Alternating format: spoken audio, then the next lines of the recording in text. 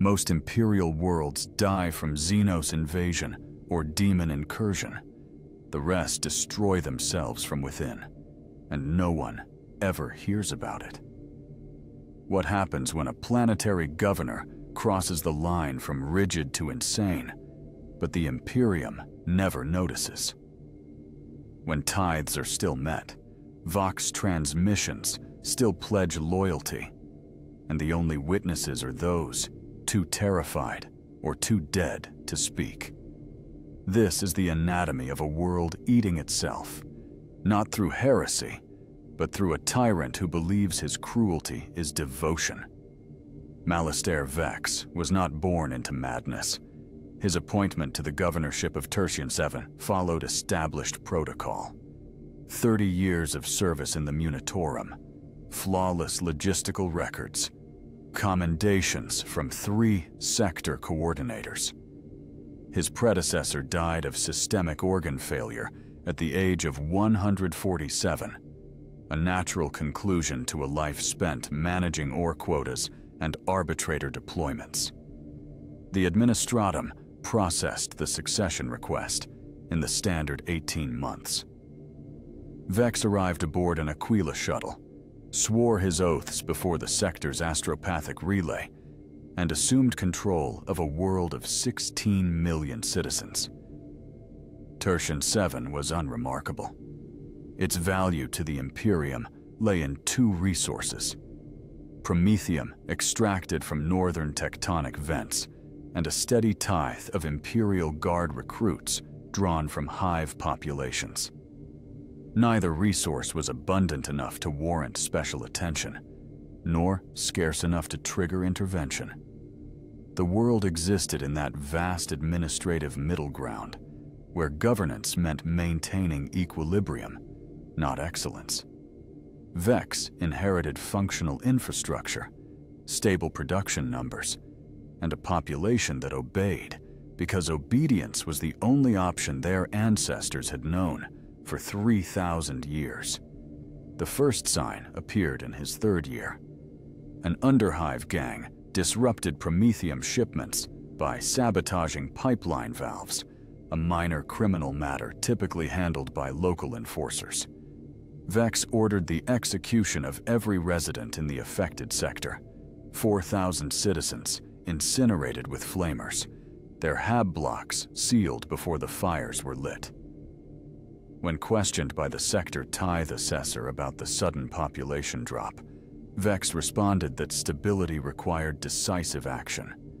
The assessor noted the response and filed it. The Imperium did not investigate.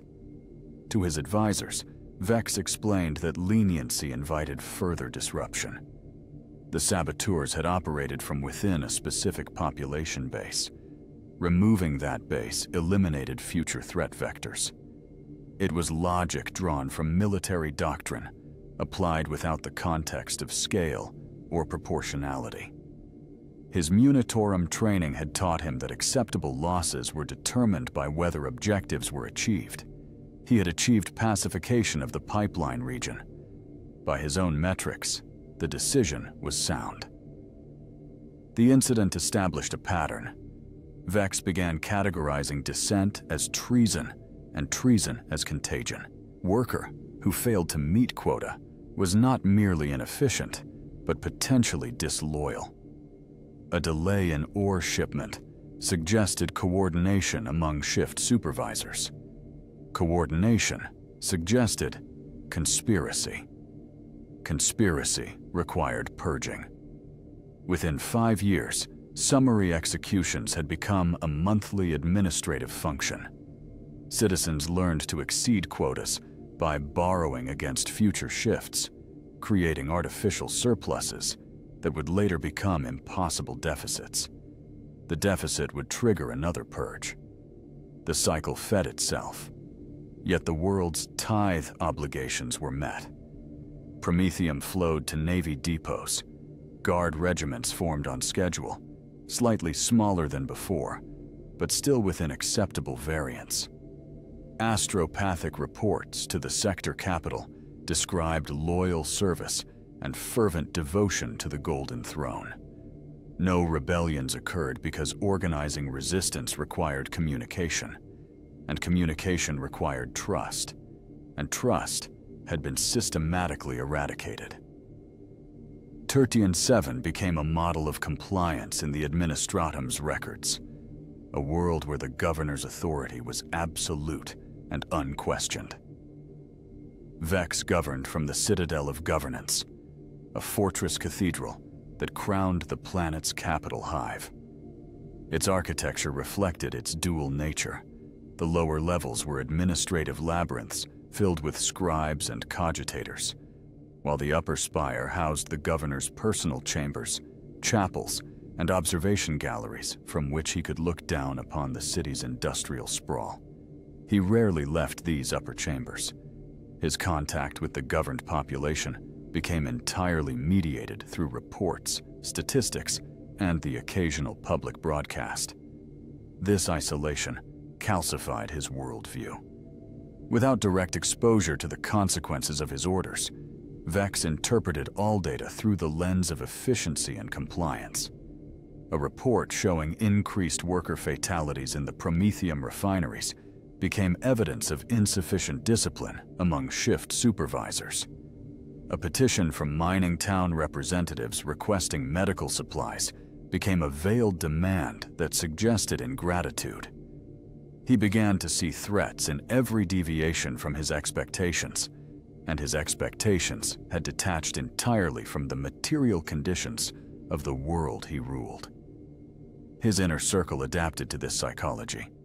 The Seneschal, the Tithe Assessor, the Master of the Arbites, the Commander of the Planetary Defense Force, all recognized that presenting uncomfortable truths invited the governor's suspicion. Better to shape reports to confirm his existing beliefs. Production numbers were rounded upward. Crime statistics were manipulated to show declining incidents. Casualty figures from industrial accidents were reclassified as natural attrition. The governor received a version of reality in which his harsh measures were succeeding brilliantly, pacifying a world that was perpetually on the brink of rebellion. Only Interrogator Malin, the representative of the Adeptus Arbites, attempted direct contradiction. During a council session in Vex's 7th year, he presented evidence that the most recent purge had targeted an entire manufactory shift based on a single worker's alleged comment about ration shortages. The comment itself had been reported third-hand, and the witness had since disappeared.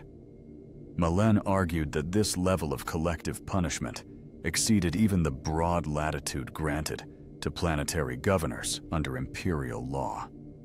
Vex listened in silence, then asked Malin if he believed the Imperium could tolerate any expression of discontent during an era when mankind stood besieged on all fronts. Malin replied that the Imperium required functioning worlds, not wastelands. Vex nodded, thanked him for his perspective, and dismissed the council.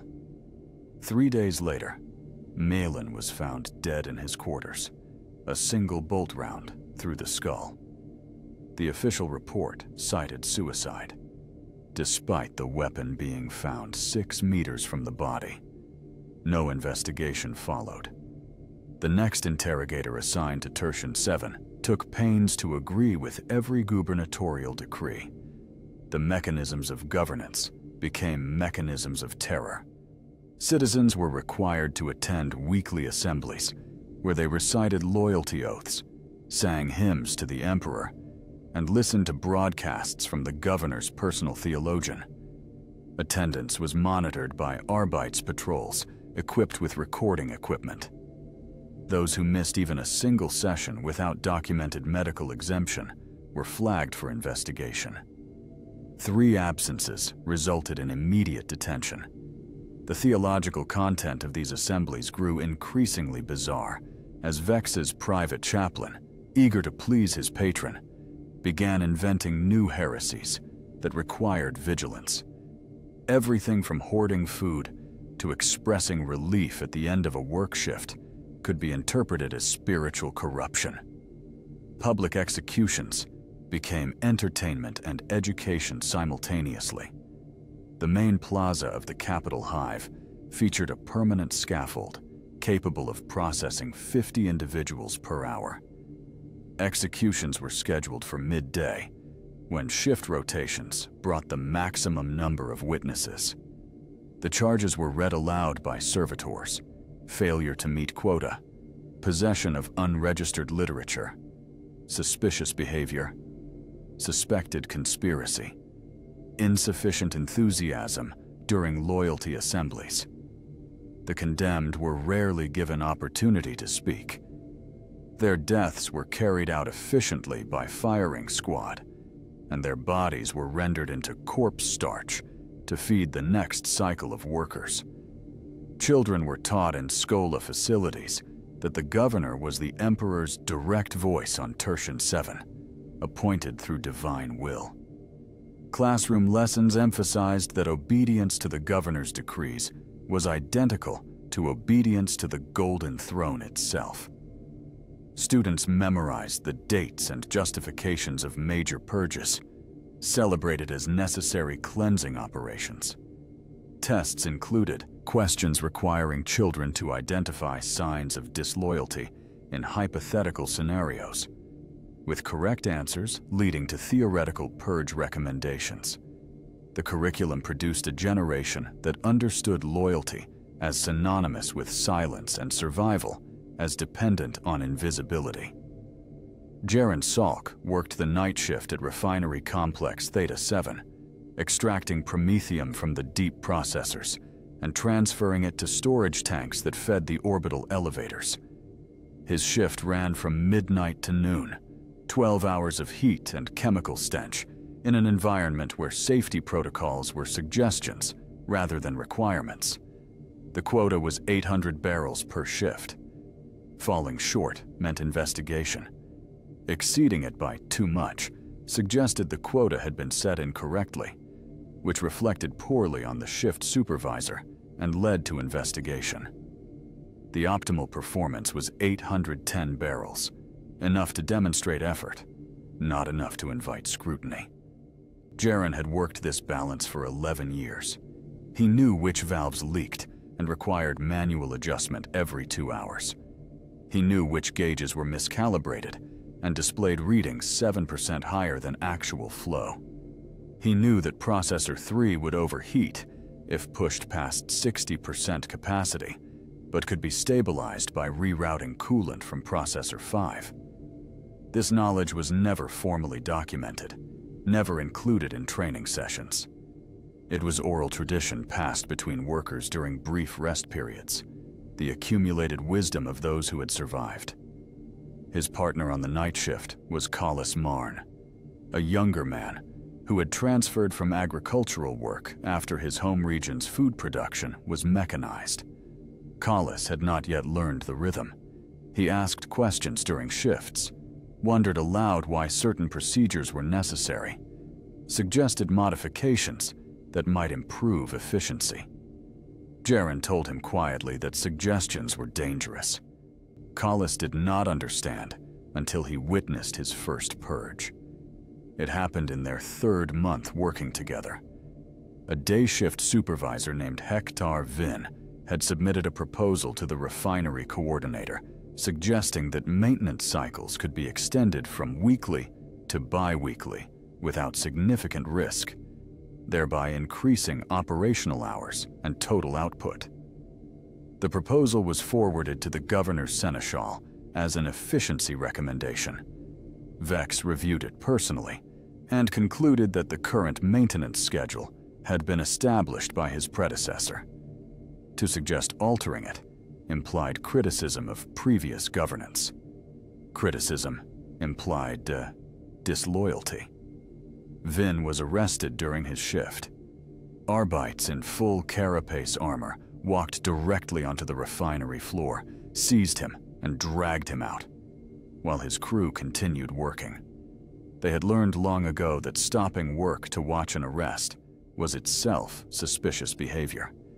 Vin's wife and 2 children were taken from their HAB unit the same evening. All 4 were executed publicly 3 days later on charges of sedition and conspiracy to sabotage tithe obligations.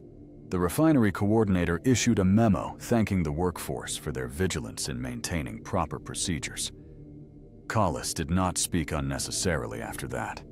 He performed his tasks exactly as instructed, exceeded quota by the minimal acceptable margin, and left immediately when his shift ended. This was survival. This was what normalcy had become. Food was distributed through ration stations operated by the Departamento Munitorum's civilian logistics branch. Citizens received nutrition blocks calibrated to their work classification. Heavy labor workers received 1,500 calories daily.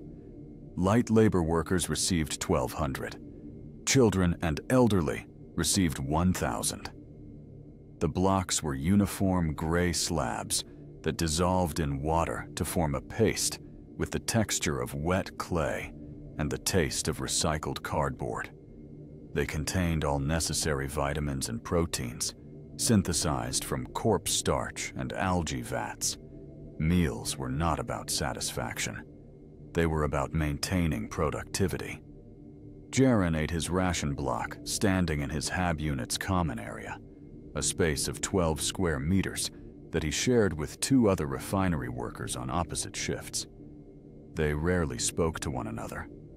The HAB's walls were thin enough to hear conversations from adjacent units, and no one knew who might be listening. The Arbites maintained networks of informants drawn from the desperate and the ambitious, those who believed that reporting suspicious activity might earn them transfer to safer work details or additional rations. Jaren had learned to chew quietly, to move without making noise, to exist as a ghost in his own living space. He slept for 6 hours in a cot that folded against the wall when not in use. His dreams were repetitive and mundane, the same valve sequences, the same processing rhythms, occasionally interrupted by nightmares of missing quota or arriving late to assembly. Upon waking, he would spend 30 minutes in personal maintenance, washing with recycled water, rationed to 3 liters per day, cleaning his work clothes by hand, checking his boots for wear that might cause him to stumble and lose time during shift. The walk to the refinery required traversing 2 kilometers of HAB corridors and industrial avenues. Lumen strips provided minimal lighting, enough to see, but not enough to eliminate shadows. Propaganda broadcasts played from Vox speakers mounted at every intersection. The governor's voice reminding citizens of their sacred duty. Techno hymns praising the Omnissiah. Recitations of production statistics demonstrating Tertian 7's vital contribution to the Imperial war effort. Jaren had heard these broadcasts so many times that his mind filtered them into background noise, but he maintained an expression of attentive reverence whenever he passed beneath a speaker. Observers might be watching. Arbites patrols walked fixed routes, 2 officers in full armor with shotguns and shock mauls. They stopped citizens at random for identification checks, reviewing ration cards and work permits. Jaren kept his documents in a sealed case, protected from the grime and moisture of the refinery. Presenting damaged documentation was grounds for detainment on suspicion of forgery.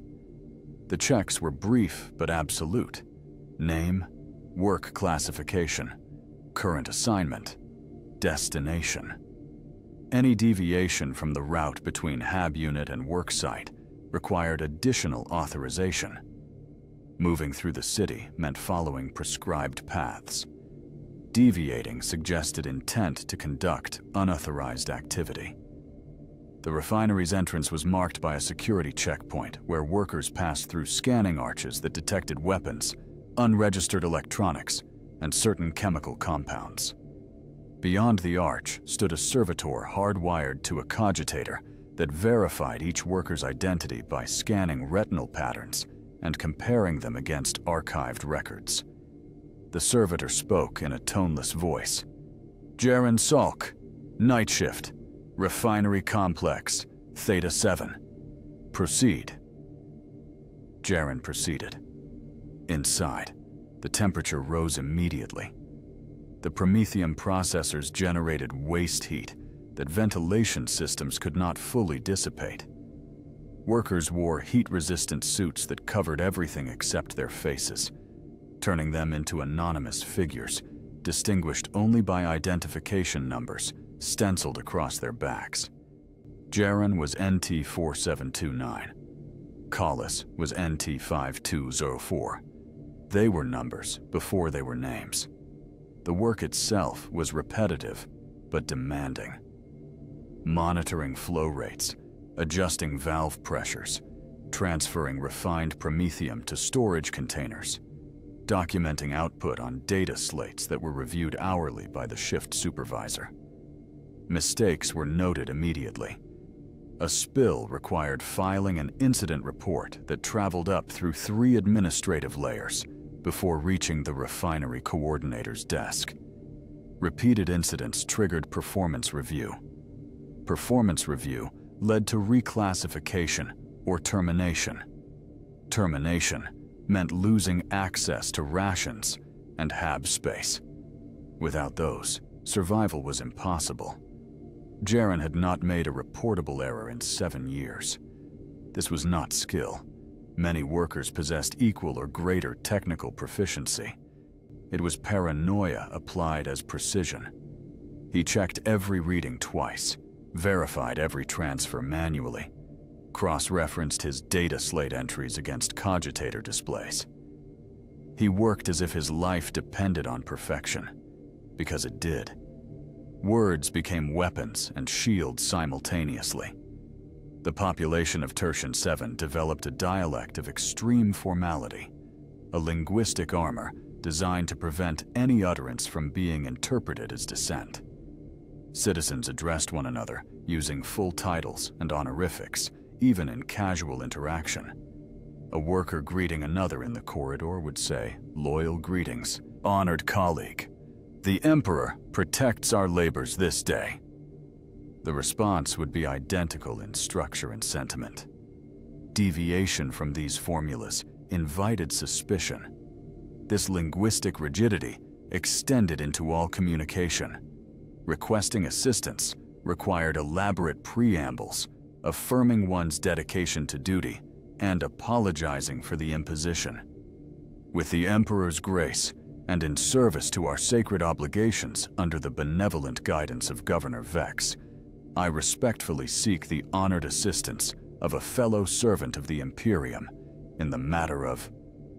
A simple question became a paragraph of ritualized deference. The effect was suffocating. Conversations that might have taken moments stretched into minutes of formulaic recitation. Genuine human connection became nearly impossible when every word had to be vetted for potential heretical implication. Workers learned to communicate essential information through context and implication rather than direct statement. A colleague asking, "Are you prepared for tomorrow's assembly?" might actually be warning that enforcement patrols had increased in a particular sector. The listener would respond with equal ambiguity. "I am always prepared to demonstrate loyalty." Translation: I understand and will be cautious. Written communication was even more dangerous. Personal letters, rare as they were given universal literacy, was inconsistent outside the upper classes, had to be submitted to Arbite censors before delivery. The censors scanned for keywords associated with dissent. Unfair, difficult, hungry, tired, afraid. Even neutral words could be flagged if they appeared in suspicious combinations. A letter describing a difficult work shift might be acceptable, but one describing difficult work conditions suggested criticism of management, which suggested criticism of governance. Most citizens stopped writing altogether. The risk outweighed any benefit. Families separated by work assignments lost contact entirely. Parents whose children were taken for Scala training never heard from them again. The social fabric that held human communities together disintegrated under the weight of surveillance and paranoia. People existed in isolation even while surrounded by millions. The governor's public addresses were mandatory listening events. When Vex broadcast from the Citadel, all work ceased. All citizens gathered before Vox speakers, and silence was enforced by Arbite's patrols. The addresses followed a consistent structure: affirmation of the Emperor's divine will, recitation of recent production achievements, identification of new threats that required vigilance, and exhortation to greater sacrifice. The threats were often nebulous: external enemies preparing invasion, internal corruption requiring purification, the eternal vigilance demanded by humanity's precarious position in a hostile galaxy. Jaren had listened to hundreds of these addresses. They blurred together into a single, endless speech, the words changing, but the message remaining constant. Obey. Work. Report. Suspicion. Accept hardship as sacred duty. The governor's voice carried a tone of absolute certainty. Never doubt. Never hesitation. He spoke of Tertian 7 as if it were the linchpin of the Imperium's survival, a world whose dedication would inspire others. The reality that Tertian 7 was a minor footnote in sector logistics never penetrated Vex's rhetoric. After each address, citizens were required to participate in responsive declarations of loyalty. An Arbite's officer would lead the call. "For the Emperor!" The crowd responded. "We serve." "For the Imperium!" "We sacrifice." "For Governor Vex!" "We obey." The ritual lasted 10 minutes, voices rising in unison, individual identity subsumed into collective performance. Those whose enthusiasm appeared insufficient were noted. 3 notations led to investigation. The lower tiers of the administrative apparatus understood their position perfectly. They were intermediaries between the governor's decrees and the population's capacity to fulfill them. When those two things diverged, as they increasingly did, the intermediaries suffered first. Shift supervisors were executed for their workers' failures. District coordinators were purged when their districts fell short of arbitrary targets. The hierarchy became a machine that ground downward, each layer protecting itself by crushing the one beneath. Garna Holt served as a mid-level logistics coordinator in the Departamento Munitorum's planetary branch.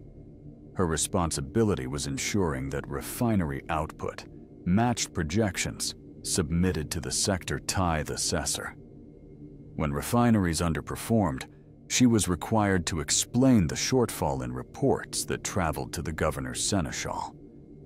When they overperformed, she was questioned about whether previous projections had been intentionally conservative to make current results appear impressive. There was no safe margin. She had learned to manipulate data with surgical precision. Output figures were smoothed by borrowing from future projections, creating the appearance of steady production, even when actual extraction fluctuated due to equipment failures or worker attrition. She maintained parallel sets of records, the official numbers submitted upward, and private logs documenting reality. The private logs were hidden in encrypted files, buried deep within the Munitorum cogitator network, accessible only through codes she had memorized and never written down. This deception was not unique to her. Every coordinator employed similar methods. The Imperium's administrative structure incentivized reporting success regardless of truth. Advancement required demonstrating competence through achievement of targets. Failure meant demotion or execution. When reality refused to cooperate, reality had to be adjusted on paper. The system rewarded the most skillful liars and Garna had become exceptionally skilled. But the lies required constant maintenance. Each fabricated number created cascading consequences that necessitated further fabrication. A false production report one month required matching that figure the next month, or explaining why output had declined.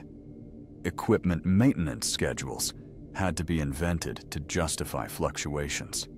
Worker attrition had to be documented in ways that didn't suggest systemic problems. Garna spent more time managing her deceptions than performing her actual duties. The stress manifested physically.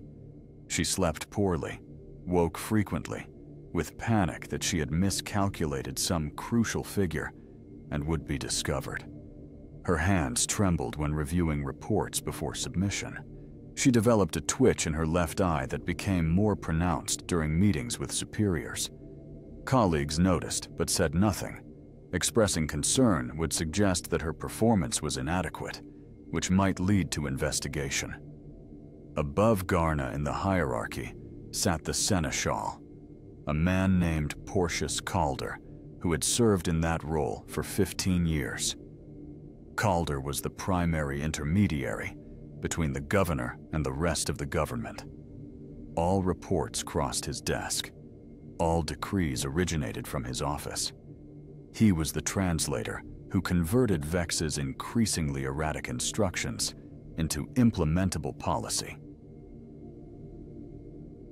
And he had become a master of creative interpretation. When the governor demanded a 20% increase in promethium output with no additional resources, Calder redefined output to include partially refined material that would have previously been classified as waste product. When Vex ordered a purge of all disloyal elements in a particular district, Calder quietly limited the purge to individuals already detained for unrelated offenses, then inflated the arrest statistics to suggest a broader action. He preserved the appearance of absolute obedience while mitigating the most destructive impulses. This balancing act required extraordinary political skill. Calder maintained detailed psychological profiles of the governor, tracking which topics triggered paranoia, which phrases calmed him, which advisors held temporary favor. He timed his reports carefully, presenting bad news during periods when Vex was distracted by other matters, saving good news for moments when the governor's mood needed elevation. He was not loyal to Vex personally. He had watched too many innocents die for that. But he was loyal to the abstract concept of governance, to the idea that civilization required administrators who could operate within insane constraints to prevent total collapse. Yet even Calder's influence had limits. As Vex's paranoia deepened, he began to suspect that the seneschal was concealing information or softening the implementation of decrees. Direct orders became more specific, harder to reinterpret. Surveillance of administrative offices increased. Calder found himself reporting to the governor twice daily instead of weekly, required to account for his time in 15-minute intervals, answering questions about why certain decisions had been made without explicit authorization. During one particularly volatile meeting in Vex's 14th year of governance, the governor accused Calder of insufficient zeal in rooting out corruption. Vex had received reports, fabricated by a rival administrator seeking Calder's position, that the seneschal had blocked investigations into multiple officials who were relatives of his associates. The accusation was technically true. Calder had indeed intervened to prevent investigations based on gossip and unsubstantiated rumor. But explaining that nuance would require admitting he regularly modified the governor's directives. Calder defended himself by offering a greater sacrifice. He presented a list of 50 mid-level administrators whose recent performance reviews contained minor irregularities. He suggested that a comprehensive loyalty investigation of this group would demonstrate the government's commitment to purity. Vex accepted. The 50 were arrested that week. 37 were executed after cursory interrogations. The remaining 13 were sentenced to penal labor in the deep mines, a slower form of death sentence. Calder returned to his office after the executions and vomited into a waste receptacle. He had murdered 50 people to preserve his own position and, by extension, to maintain what limited moderating influence he could exert. The calculus was brutal. 50 deaths now versus the potentially thousands more if someone less skilled took his place. He told himself this repeatedly. He was never certain he believed it. Governor Vex's image saturated the planet. Propaganda posters covered every vertical surface. Vex in ceremonial armor. Vex standing before the Imperial Aquila. Vex with one hand raised in benediction, while the other rested on the hilt of a power sword.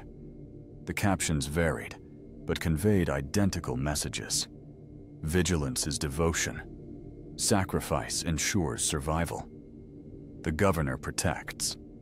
Citizens passed these images thousands of times, the repetition making them invisible through familiarity, yet their psychological impact accumulated. The governor's face became synonymous with authority itself. Children learned to draw his features in Schola art classes before they learned to write their own names. Workers whispered prayers to the governor's wisdom when facing difficult decisions. His birthday was a planetary holiday requiring mandatory celebration, public assemblies, and double work shifts afterward to compensate for lost production. Refusing to display his portrait in one's HAB unit was evidence of sedition. This personality cult was deliberately constructed by the Citadel's propaganda apparatus, a department staffed by psychologically trained operatives who understood that control required more than force. It required capturing the population's conceptual framework. If citizens believed the governor embodied the emperor's will on Tertian 7, then opposing him became spiritually impossible. Dissent transformed from a political act into a religious heresy, infinitely more dangerous to contemplate. The propaganda was not entirely fabricated. Vex genuinely believed he was serving the emperor's interests.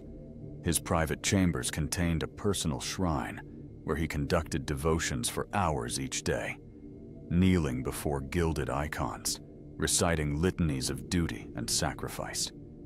His faith was absolute, uncomplicated by doubt or mercy. The emperor demanded strength, and Vex provided it. The emperor required vigilance, and Vex never slept easy. The emperor commanded that humanity endure, and Vex would ensure Tertian 7 contributed to that endurance no matter the cost. His devotion was the root of his monstrosity.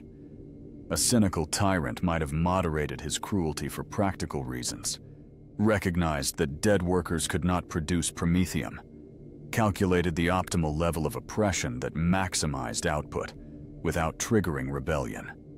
Vex had no such capacity for cynicism. Every purge was a holy act. Every execution was a prayer made flesh. He was not extracting resources from a population.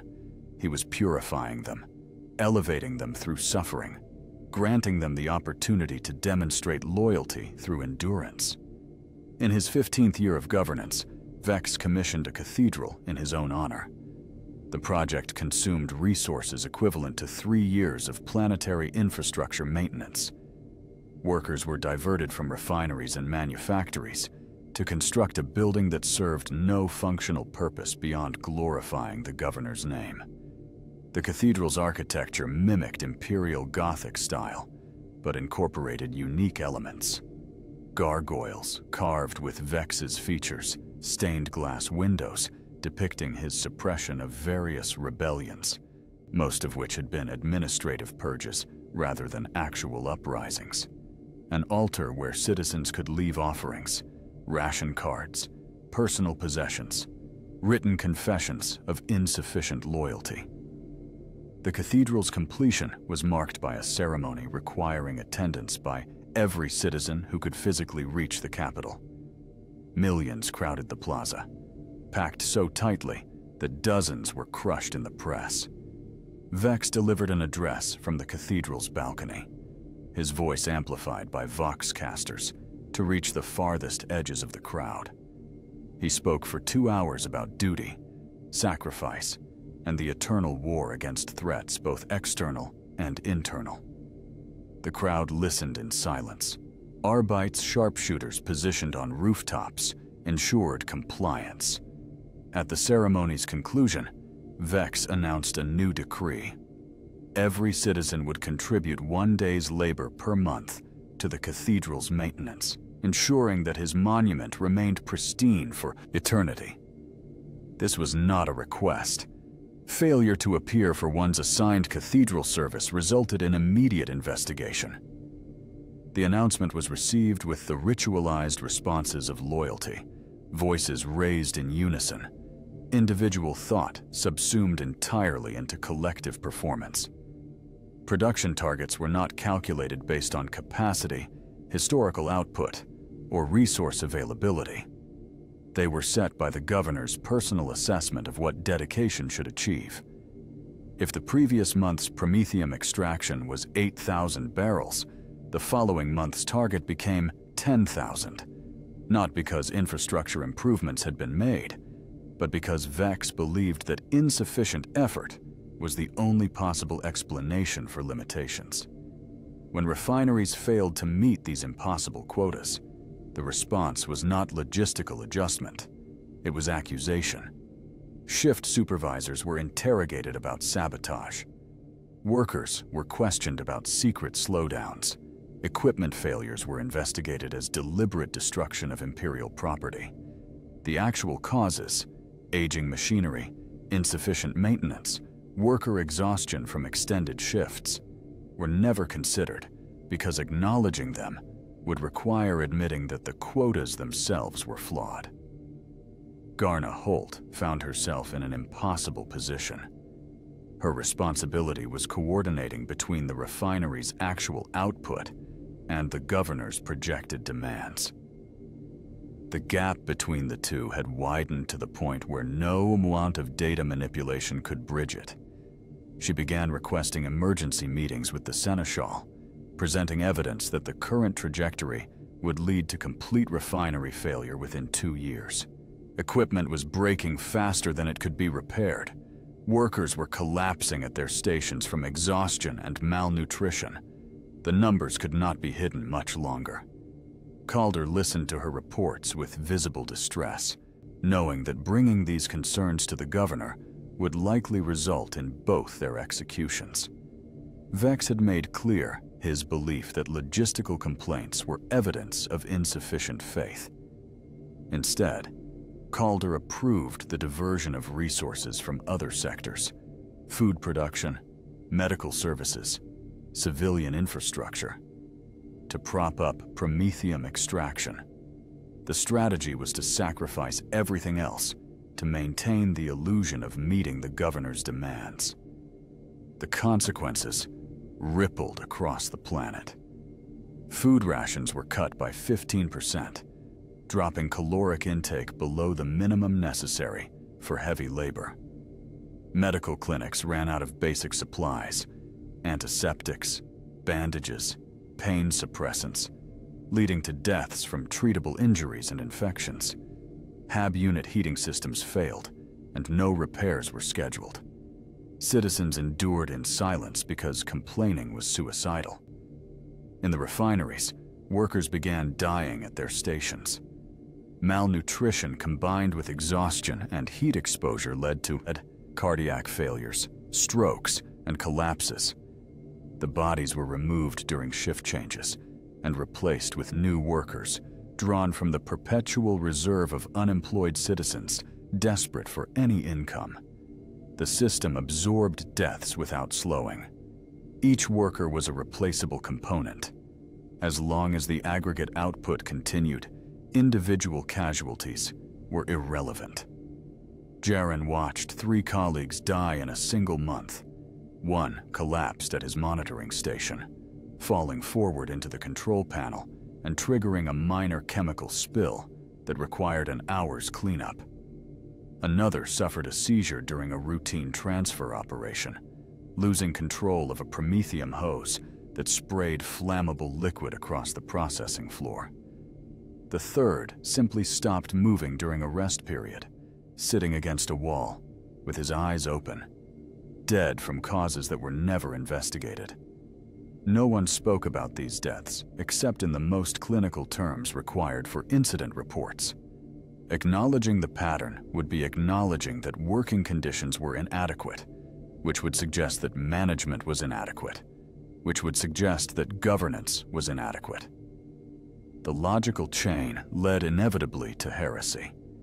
Better to treat each death as an isolated tragedy, unfortunate but unavoidable. The price of service to the Imperium. Jaren's own health was deteriorating. He had lost 15 kilograms over the past year, his body consuming itself to make up the deficit between caloric intake and physical demands. His vision blurred frequently from exhaustion. His hands, once steady, now trembled during fine manipulation tasks. He knew he was approaching the limit of what his body could endure. He also knew that requesting medical leave or lighter duty would flag him as insufficient. The only path was forward, working until collapse, and hoping that collapse did not come at a moment that jeopardized quota. The governor's justice was public, ritualized, and absolute. Trials were performances designed to educate through spectacle rather than determine guilt. The accused were presented already shackled, their guilt assumed by the fact of their arrest. The proceedings lasted exactly 30 minutes, regardless of the charge's complexity. Evidence was read from data slates by servitors. The accused were permitted to speak only to confirm their identity and acknowledge the charges. Defense was not a concept that existed within this framework. Thessa Quar was arrested for unauthorized assembly. The specific accusation was that she had been observed in conversation with 4 other workers outside of approved social spaces. The conversations had been noted by an Arbites informant who reported that the group had met 3 times over 2 weeks, suggesting coordination. The content of the conversations was irrelevant. The pattern itself was evidence of conspiracy. Thessa's trial was held in the central plaza, alongside 30 other cases. She stood in a metal cage, one of a row of cages arranged before the adjudication platform, where a magistrate appointed by the governor reviewed each case in sequence. When her turn came, a servitor recited the charges. Unauthorized assembly, multiple instances, potential conspiracy, recommend sentence, execution. The magistrate, a thin man whose face had become a mask of permanent neutrality, reviewed the data slate for precisely 15 seconds. He then asked Thessa if she acknowledged the charges. She did not understand the question. She had been speaking with colleagues about shift assignments and equipment failures, nothing more. Her silence was taken as acknowledgement. The magistrate pronounced sentence. Guilty. Execution by firing squad. To be carried out immediately. Thessa was moved directly from the cage to the execution scaffold 50 meters away. The entire process from arrest to death took less than 4 hours. Her family was not notified until after the execution, receiving a form letter explaining that she had been found guilty of crimes against the Imperium and her body had been processed for corpse starch reclamation. The letter thanked them for their understanding and reminded them that continued loyalty would be viewed favorably. The executions served multiple purposes. They removed individuals deemed threats, however absurd the accusation. They demonstrated the governor's absolute power, his capacity to end life without appeal or mercy. They reminded the population that safety was temporary, contingent on perfect behavior, and favorable interpretation of that behavior by unknown observers. And they normalized death, making violence so routine that citizens became desensitized to its horror. Children attended these executions as part of their schola education. Teachers pointed out the condemned and explained their crimes in simplified terms. These people disobeyed. Disobedience leads to suffering. Obedience leads to safety. The lessons were reinforced through repetition and observation. By the time students reached working age, they had witnessed hundreds of executions and absorbed the intended message. The system is all-powerful. Resistance is fatal. Compliance is the only rational strategy. Not every official accepted the system's logic. Some retained enough perspective to recognize that Tertian 7 was cannibalizing itself, that the current trajectory led toward total collapse. These individuals faced an impossible choice: complicity or death. Most chose complicity because death accomplished nothing except removing one more potential moderating influence from the hierarchy. But a few chose differently. Calder, the seneschal, had spent years mitigating the governor's worst impulses through bureaucratic maneuvering. He had saved thousands through delays, reinterpretations, and quiet sabotage of particularly decrees. Yet he had also facilitated the deaths of thousands more by implementing the orders he could not block. The guilt accumulated until it became unbearable. In Vex's 16th year of governance, Calder made his decision. He would not rebel openly. That would accomplish nothing except his immediate execution and replacement with someone less capable of resistance. Instead, he would document everything. Every atrocity, every fabricated report, every impossible quota, every purge based on paranoid delusion. He would compile a comprehensive record of the governor's madness and find a way to transmit it beyond Tertian 7 to someone with the authority to intervene. The Imperium's bureaucracy was vast and slow, but it was not entirely blind. If the right person, an Inquisitor, a sector administrator with integrity, even a particularly conscientious Munitorum auditor, received evidence of gross misgovernance, intervention might follow. It was a desperate plan with minimal probability of success, but it was the only action that felt morally defensible. Calder began his documentation carefully, using personal cogitators isolated from the network, working during the few hours of private time his position afforded. He compiled production records showing the divergence between reported and actual output. He collected execution statistics demonstrating that 20% of the planet's adult population had been killed during Vex's governorship. He assembled testimony from officials who had witnessed the governor's decision-making process, the arbitrary nature of his judgments, his detachment from reality. The work consumed him. He slept less, ate mechanically, maintained his public duties through rote performance, while his mind focused entirely on the secret project. Colleagues noticed his distraction, but attributed it to the stress that affected all high-ranking officials. No one suspected sedition. Calder's loyalty had never been questioned. After 6 months, he had compiled a document of 3,000 pages, a comprehensive indictment of Governor Vex's rule, backed by data, testimony, and careful legal analysis, demonstrating that Vex's actions exceeded even the broad latitude granted to planetary governors under imperial law. The document was a masterwork of bureaucratic precision, organized according to administratum protocols, cross-referenced, and annotated with appropriate legal citations. The question was how to transmit it. Astropathic communication was monitored by the governor's personal astropath choir, and any message sent through official channels would be intercepted immediately. Physical smuggling off-planet was impossible. All departing vessels were inspected by Arbite's boarding teams.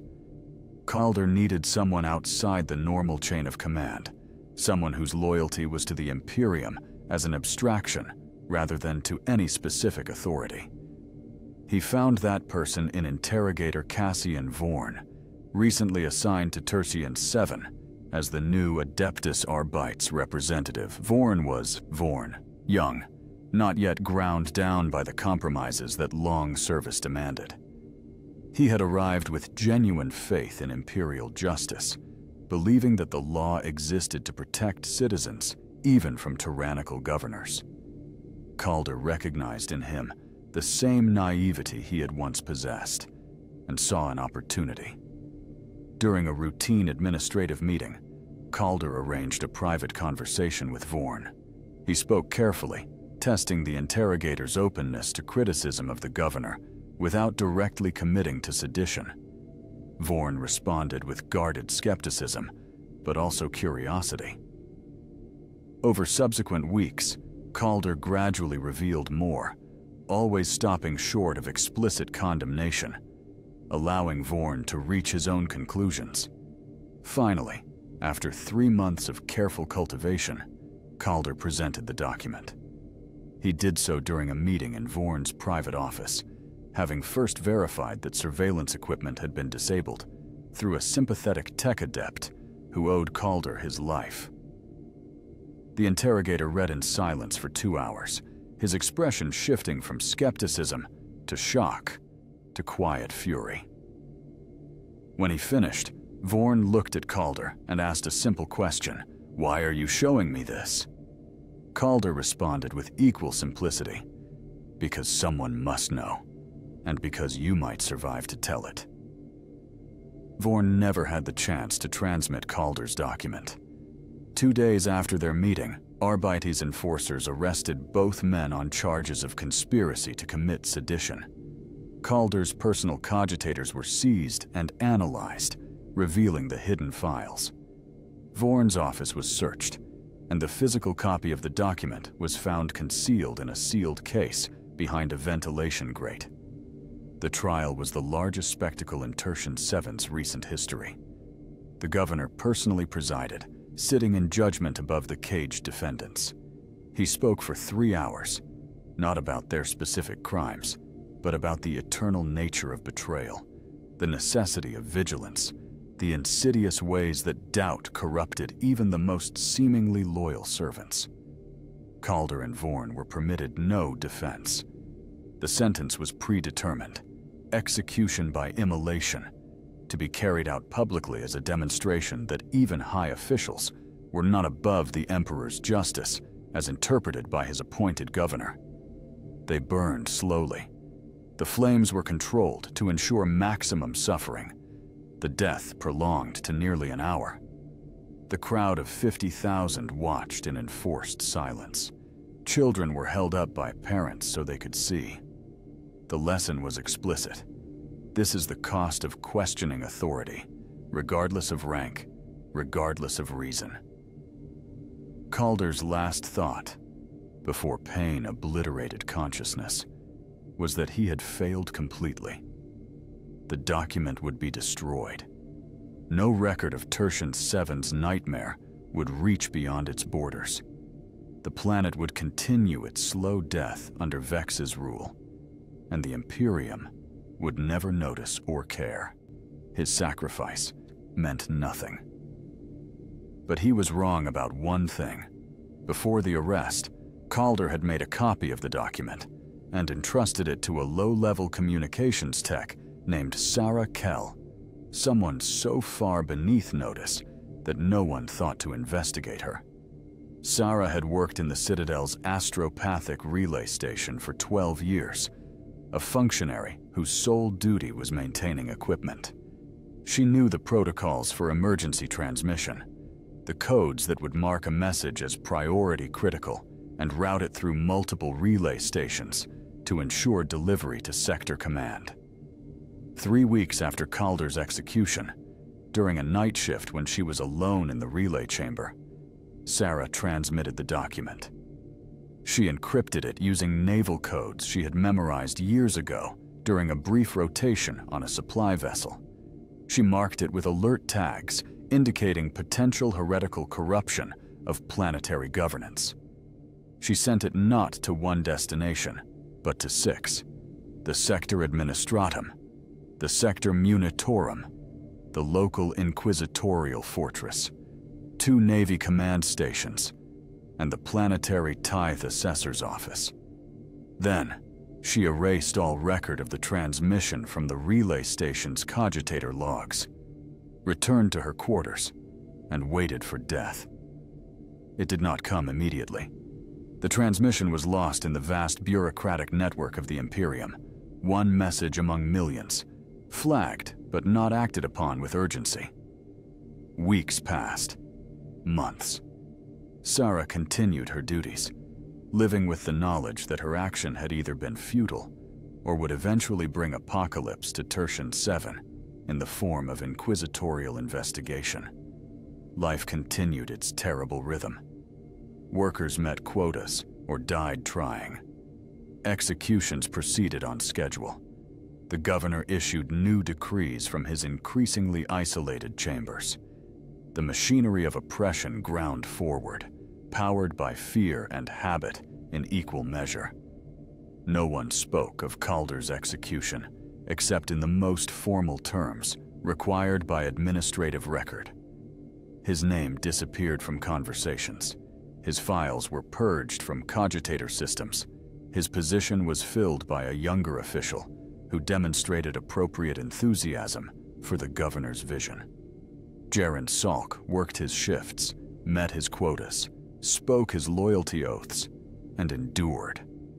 He had survived 16 years under Vex's governance by becoming invisible, by perfecting the art of compliance without thought.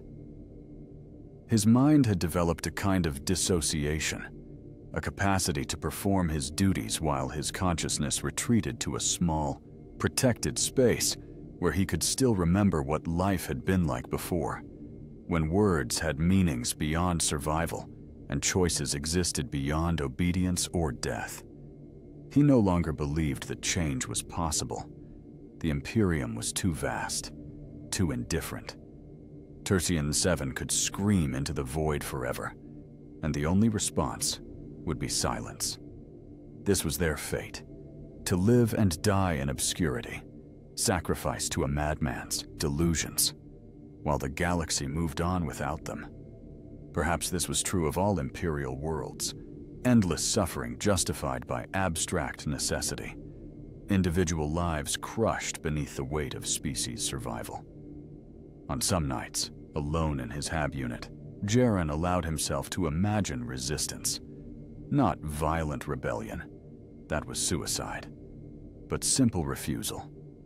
Walking away from his shift, sitting in the plaza until the Arbites came, dying quickly rather than slowly.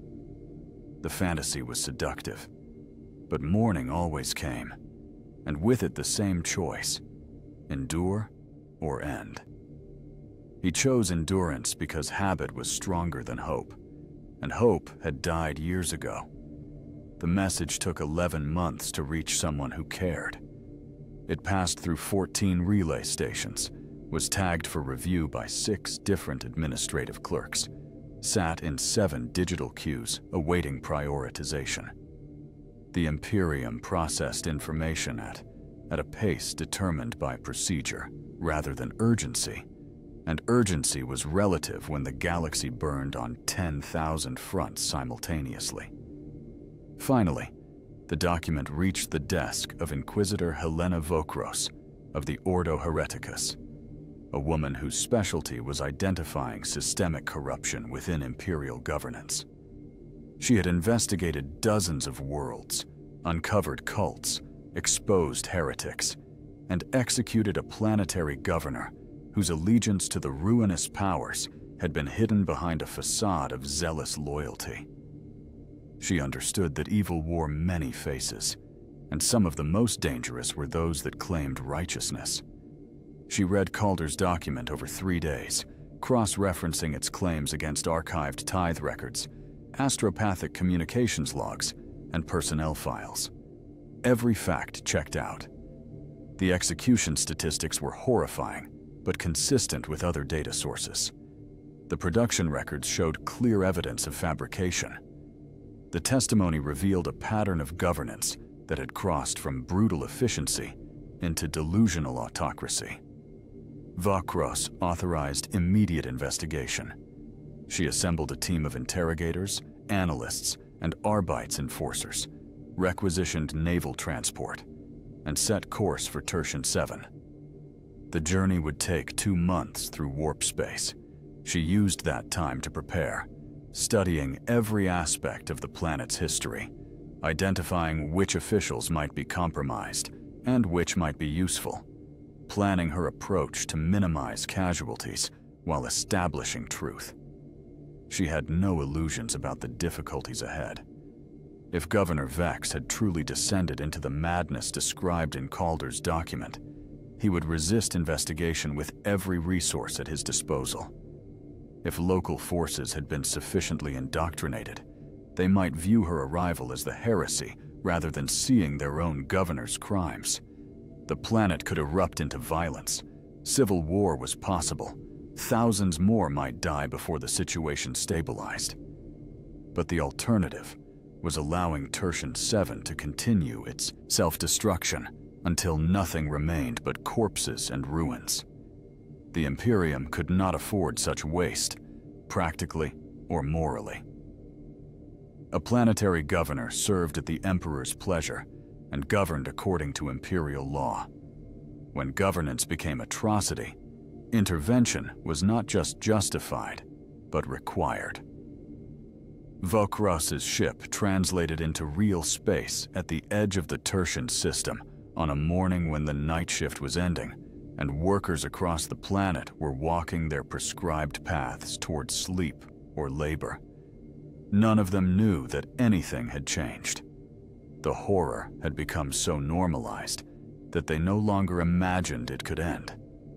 Survival meant not hoping, not questioning, not imagining alternatives. Survival meant accepting that this was how life would be forever, until death or incapacity removed them from the machine.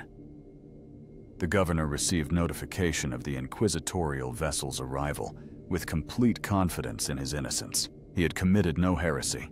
His faith was absolute, his loyalty beyond question. He governed harshly because mercy was weakness, and weakness invited corruption. If the Inquisition had come to investigate, they would find only dedication, only sacrifice, only a world that understood what the Imperium truly required. Vex prepared to welcome them. In the days before Vokros's arrival, Jaren had a dream. He was standing in the Prometheum refinery, but the machines were silent, and the heat was gone. Empty. He walked through corridors he had traversed 10,000 times, seeing them without the overlays of fear and duty. Just spaces. Just metal and stone. In the dream, he reached the main plaza where executions were held, and the scaffold was dismantled. The stones were clean. He woke confused, the dream fading immediately, but leaving behind a residue of something he could not name. Not hope, he had learned better, but a feeling like the absence of weight, as if some pressure he had carried so long, he no longer noticed it had briefly lifted. He dismissed the sensation, dressed, ate his ration block, and walked his prescribed path to the refinery. The shift proceeded normally. Quotas were met. No one died that day, which was fortunate, but not significant. The work continued as it always had, as it always would, until the machines broke forever, or the workers finally failed to rise. That was the future. Repetition until entropy claimed everything. Jaren accepted it because acceptance was the only posture that allowed continued function. But somewhere in orbital space, a woman with the authority to break worlds was reviewing her final plans. And on the planet's surface, in the deep places where surveillance was inconsistent and desperation bred recklessness, a few citizens who had read Calder's document before its destruction were whispering to trusted others that someone, somewhere, had tried to tell the truth. The Imperium protects, the saying went. But protection could wear many faces. Sometimes it looked like walls and weapons. Sometimes it looked like silence and endurance. And sometimes, rarely, it looked like someone finally asking the question that mattered. How many must suffer before suffering itself becomes the heresy?